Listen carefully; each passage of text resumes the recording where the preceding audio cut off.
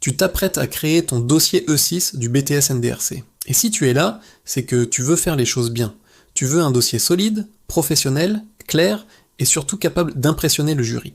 Alors installe-toi, respire et laisse-moi t'accompagner. Parce que dans les prochaines minutes, tu vas comprendre exactement comment construire un dossier E6 qui tient la route, qui raconte une histoire et qui te met en valeur comme un vrai professionnel.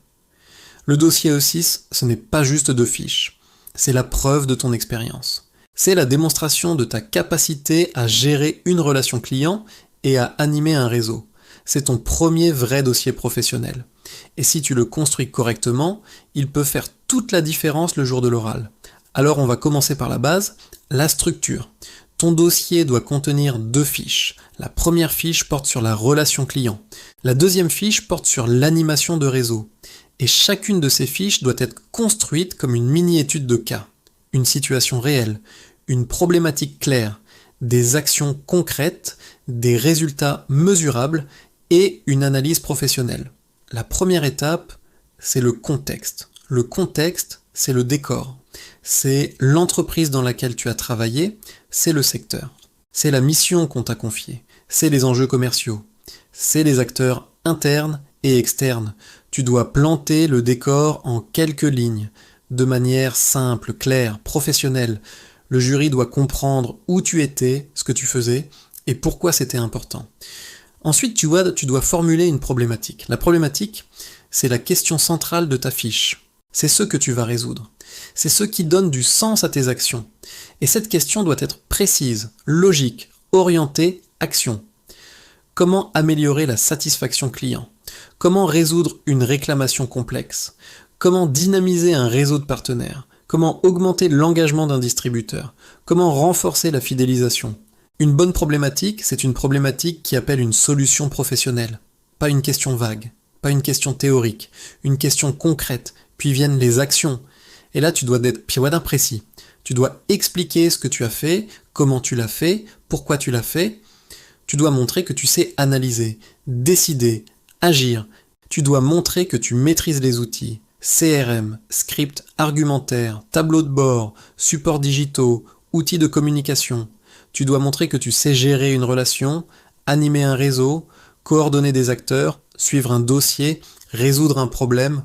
Tu dois décrire tes actions comme si tu racontais une mission professionnelle, pas comme un élève, comme un conseiller, comme un négociateur, comme un animateur de réseau. Ensuite, tu dois présenter les résultats. Les résultats, c'est ce qui prouve que tes actions ont eu un impact. Tu peux donner des chiffres, tu peux donner des indicateurs, tu peux donner des retours clients, tu peux donner des améliorations visibles. Le jury veut voir que tu n'as pas juste agi, tu as obtenu quelque chose. Et enfin, tu dois analyser. L'analyse, c'est ce qui montre ta maturité, c'est ce qui montre que tu sais prendre du recul, c'est ce qui montre que tu comprends ce que tu fais. Tu dois expliquer ce que tu as appris, tu dois expliquer ce que tu aurais pu améliorer, tu dois expliquer quelles compétences tu as mobilisées, tu dois montrer que tu es capable de progresser. Maintenant, imagine que tu construis ta première fiche. Tu choisis une situation de relation client, une réclamation, une vente, une fidélisation, un suivi, un accompagnement. Tu expliques le contexte, tu poses la problématique, tu décris tes actions, tu présentes les résultats, tu analyses, puis tu construis ta deuxième fiche. Cette fois, tu choisis une situation d'animation de réseau, un réseau de partenaires, un réseau de distributeurs, un réseau interne. Tu expliques comment tu as analysé les performances, comment tu as identifié les acteurs clés, comment tu as mis en place un plan d'animation, comment tu as communiqué, comment tu as accompagné, comment tu as dynamisé, et tu présentes les résultats, puis tu analyses. Et pendant que tu construis ton dossier, tu dois garder une chose en tête. Le jury ne veut pas un roman, il veut une démonstration, il veut comprendre ta logique, il veut voir ta posture professionnelle, il veut sentir que tu sais ce que tu fais. Ton dossier doit être clair, ton dossier doit être structuré, ton dossier doit être professionnel, ton dossier doit être lisible, ton dossier doit être cohérent, et surtout, ton dossier doit être défendable, parce que le jour de l'oral, tu vas devoir expliquer tes fiches, tu vas devoir justifier tes choix, tu vas devoir analyser tes actions, tu vas devoir répondre aux questions. Tu vas devoir montrer que tu maîtrises ton sujet. Alors quand tu construis ton dossier, pense déjà à ton oral. Pense à ce que tu vas dire. Pense à ce que le jury pourrait te demander. Pense à ce que tu veux mettre en avant. Pense à ce que tu veux prouver. Ton dossier, c'est ton support. Ton oral, c'est ta démonstration. Et les deux doivent être cohérents. Et maintenant que tu sais comment construire ton dossier, tu peux passer à l'action.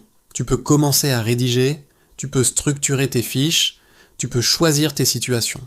Tu peux analyser tes actions, tu peux préparer ton oral.